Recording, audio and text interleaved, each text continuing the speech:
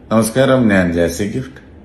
വേടൻ എന്നറിയപ്പെടുന്ന നമ്മുടെ എല്ലാം പ്രിയപ്പെട്ട ഹിരൺദാസ് മുരളി, അദ്ദേഹവും ഞാനുമായിട്ടുള്ള ഒരു വീഡിയോ ഇങ്ങനെ ഒത്തിരി സർക്കുലേറ്റ് ചെയ്യപ്പെടുന്നുണ്ട്.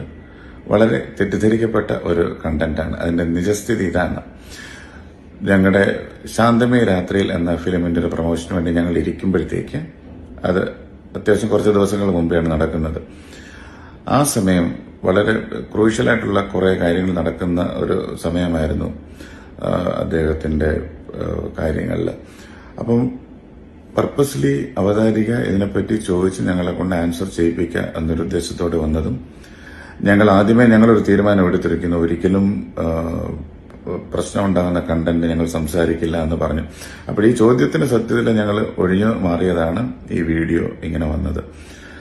വീഡിയോ വെളിയിൽ വന്നപ്പോഴത്തേക്ക് അതിന്റെ മൊത്തം ലക്ഷണം മാറിയാണ് വെളിയിൽ എല്ലാവരും കണ്ടത്, മനസ്സിലാക്കിയത്.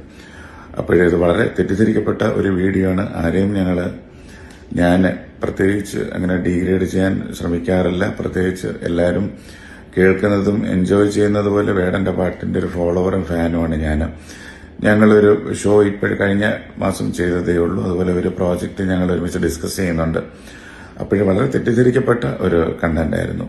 അപ്പോഴ് ഇത് കാരണം ആർക്കെങ്കിലും എന്തെങ്കിലും ബുദ്ധിമുട്ട് തോന്നിയിട്ടുണ്ടെങ്കിൽ ഞാൻ മാപ്പ് ചോദിക്കുന്നു. Thank you. ഒടുവിൽ വേടന്റെ ആരാധകരോട് മാപ്പ് പറഞ്ഞ് ജാസി ഗിഫ്റ്റ്. കഴിഞ്ഞ ദിവസമാണ് ഒരു സിനിമയുടെ പ്രൊമോഷൻ ഇന്റർവ്യൂ വേളയിൽ വെച്ച് അവതാരക ജാസി ഗിഫ്റ്റിനോട് വേടൻ വിഷയത്തെപ്പറ്റി ചോദിക്കുന്നതും ആ ചോദ്യത്തിന് വളരെ തമാശ രൂപേണ ചോദ്യത്തിൽ നിന്നും മനഃപൂർവ്വം പിന്മാറുന്ന ജാസി ഗിഫ്റ്റിനെ നമ്മൾ കണ്ടതും.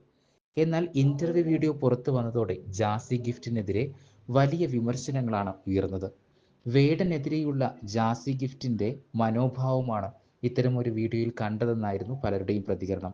എന്നാൽ ഇതിന് പിന്നാലെ ഇപ്പോൾ ജാസി ഗിഫ്റ്റ് മാപ്പ് ചോദിച്ച് രംഗത്തെത്തിയിരിക്കുകയാണ്.